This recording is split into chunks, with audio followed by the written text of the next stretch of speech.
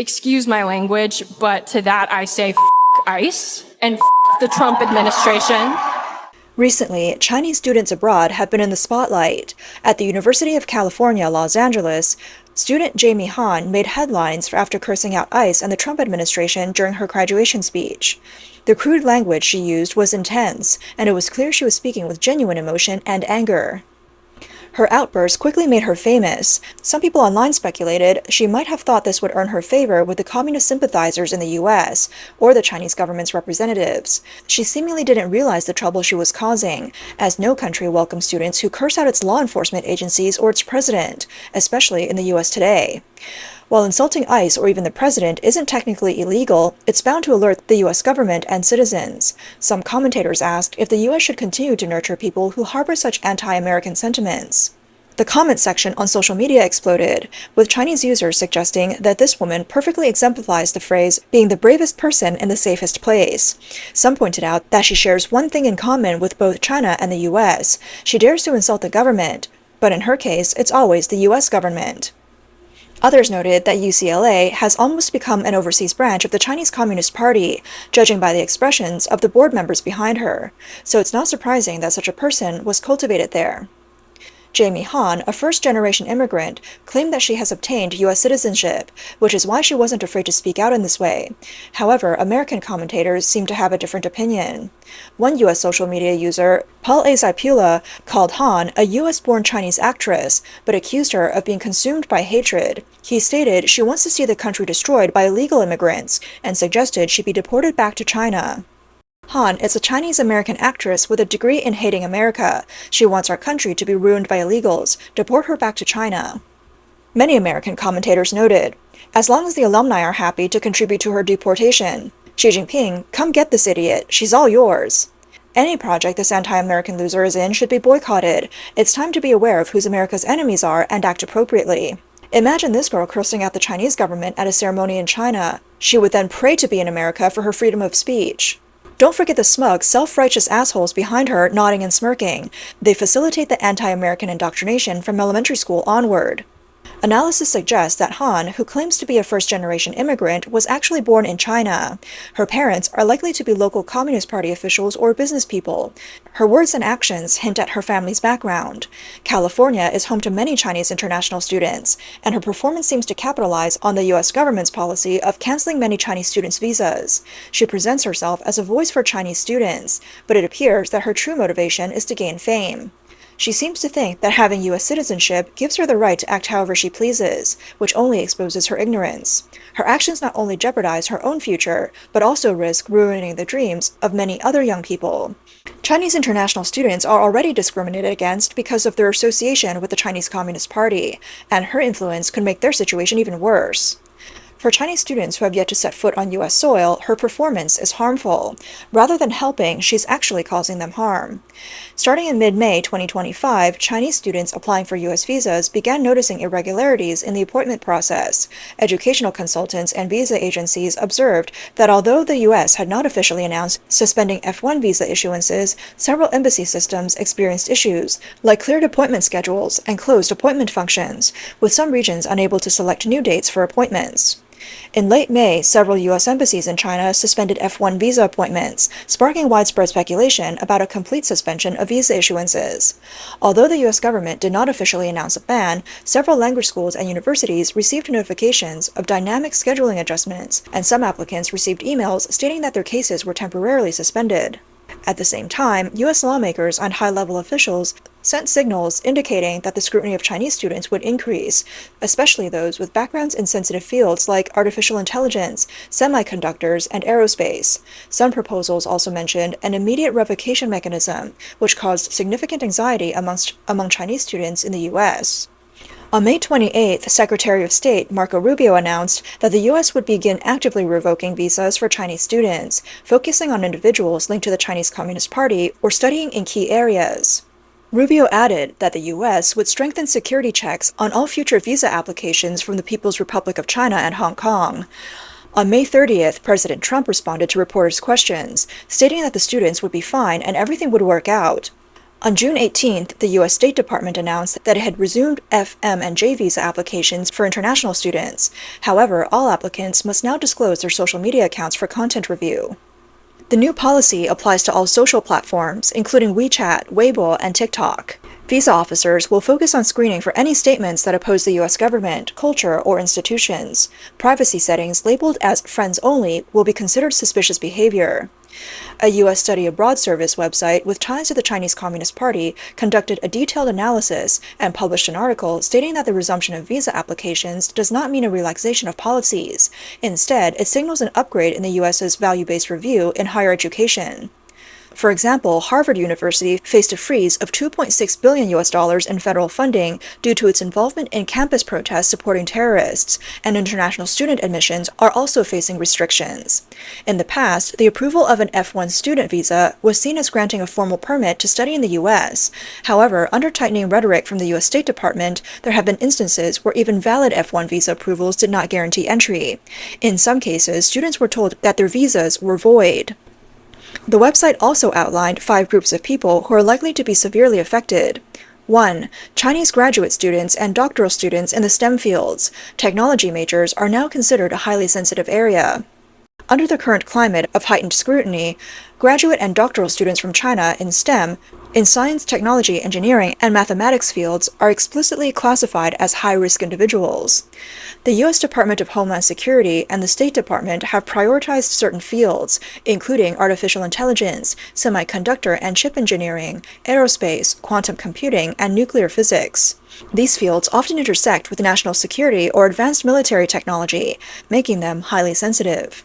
Notably, many of these students come from 211, 985 project universities or participate in major national science and technology projects, leading to complex backgrounds. Even if they're not directly involved in sensitive projects, if their application involves high-tech, military-civil integration, or dual-use research, they may be asked to submit additional materials, undergo administrative review, or even face visa denial or revocation.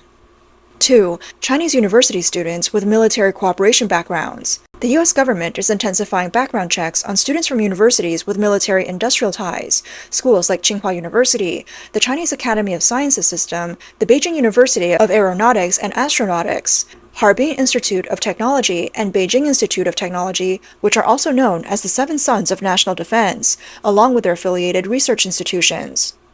These schools have long-term research cooperation with China's defense industry giants, such as China Aerospace Corporation, China Shipbuilding Industry Corporation, and China National Nuclear Corporation. Even if students apply for non-military majors, simply having attended these schools or having collaborated with them, or having collaborated with sensitive professors, can lead to automatic flags by the U.S. embassy systems, causing delayed processing or direct visa denials. 3. Applicants for language schools and short-term programs. I-20 activation mechanism frozen. Unlike STEM students, applicants for language courses and short-term research programs were originally considered low-sensitivity groups. However, with the recent freeze on visa appointments, this group has also been affected. Additionally, as language programs are typically study upon visa application with frequent course rotations, a delay of 2 to 3 weeks in visa processing can severely impact the start date, even rendering the I-20 invalid and the admission void. 4. International students in the U.S. Tightening of visa policies does not only affect new applicants, but also impacts international students already studying in the U.S. Some students have reported delays in I-20 updates and identity verification alerts from their schools, especially in applications for optional practical training or curricular practical training. An increasing number of cases show longer approval cycles, more requests for additional documentation, and even rejections. Moreover, if students leave the U.S. and return to their home country, the risk of not being allowed back into the U.S. increases. Customs and Border Protection has the authority to temporarily revoke a visa or deny entry based on system flags, and many schools have advised students to avoid unnecessary travel. 5. Potential expansion targets. Applicants from other developing countries in technical fields may follow suit. Currently, China is the main focus, but U.S. national security strategy increasingly uses a dual screening system based on country of origin plus major field of study. If visa policies are further tightened, it is possible that students from other countries, particularly those listed on the U.S. technology restriction list, could be affected. For example, applicants from countries like Russia in aerospace, Iran in nuclear engineering, and North Korea in information security could also face similar restrictions. The US may adopt the same screening model used for China and apply it to other nations. Some analysts have noted that the website has ties to the Chinese Communist Party, but the situation described is largely accurate. The site offers strategies to various Chinese students trying to enter the US, though it does not address the real reasons behind the tightening of US visa policies or other possible solutions. The day after Secretary of State Marco Rubio's remarks, State Department spokesperson Tammy Bruce stated at a press conference, "The U.S. will not tolerate the CCP's exploitation of U.S. universities or theft of U.S. research intellectual property or technologies to grow its military power, conduct intelligence collection, or repress voices of opposition." Rubio's statement specifically mentioned revoking visas for students linked to the Chinese Communist Party or studying in key fields. But how are these key fields defined? Bruce declined to discuss the specifics of the policy, merely stating, "When we think of key fields, which is obviously a very specific term, we first think of national security." Earlier, the FBI warned on its website that the Chinese Communist Party is using graduate students and postdoctoral researchers in fields like engineering, science, and mathematics as non-traditional collectors of intellectual property. A report from the U.S. Intellectual Property Theft Commission revealed that Chinese theft activities have caused the U.S. an estimated $600 billion in economic losses. Believes that it is currently unclear exactly which groups the U.S. is referring to. However, previous incidents have revealed that some students in advanced technical fields, as well as so-called scholars, have concealed their ties to the CCP and even hidden their Chinese military backgrounds, only to steal technology once in the U.S. Some Chinese international students, despite coming to a free country, have still become accomplices in the CCP's crackdown on freedom of speech. Zheng Chunzu stated, "We know there are many people, so-called little pinks or old pinks, who participate in harassing overseas dissidents and threatening pro-democracy activists."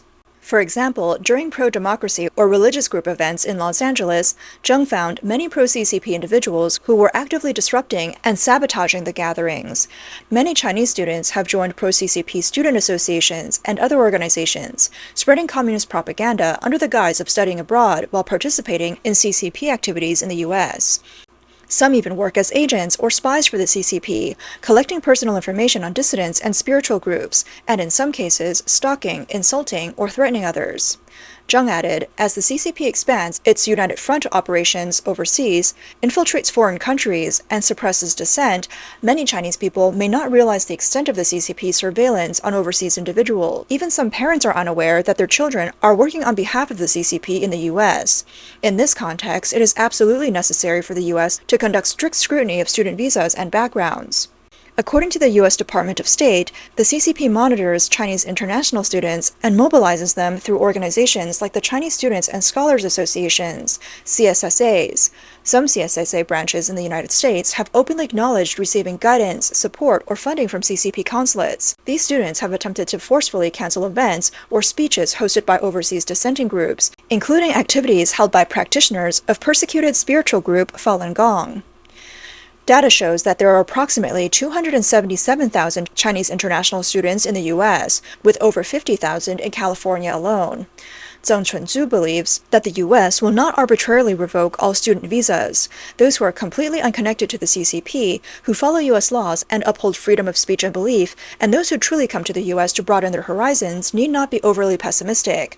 If they do not fall into this category, however, they should consider their future options.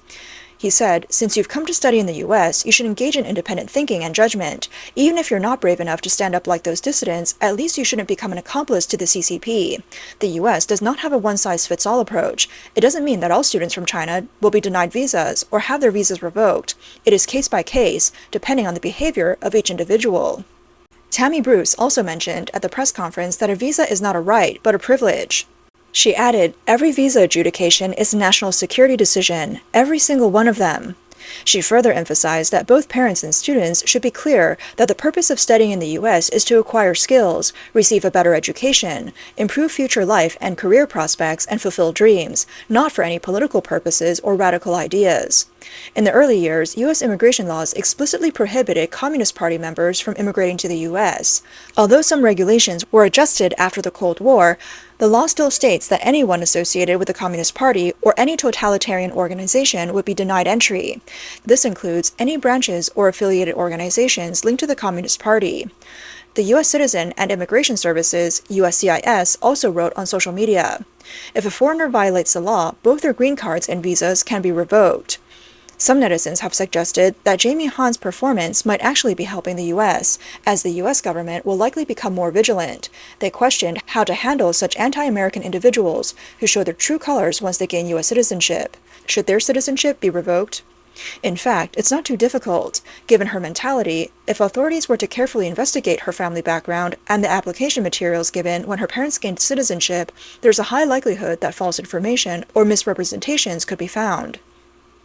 Based on her statements, it's almost certain that both her parents and she herself were either members of the Communist Party or the Communist Youth League. If they never officially withdrew from these organizations, it would be easy to prove that they lied during their citizenship application process. It could jeopardize her U.S. status, and perhaps it's time to close this loophole.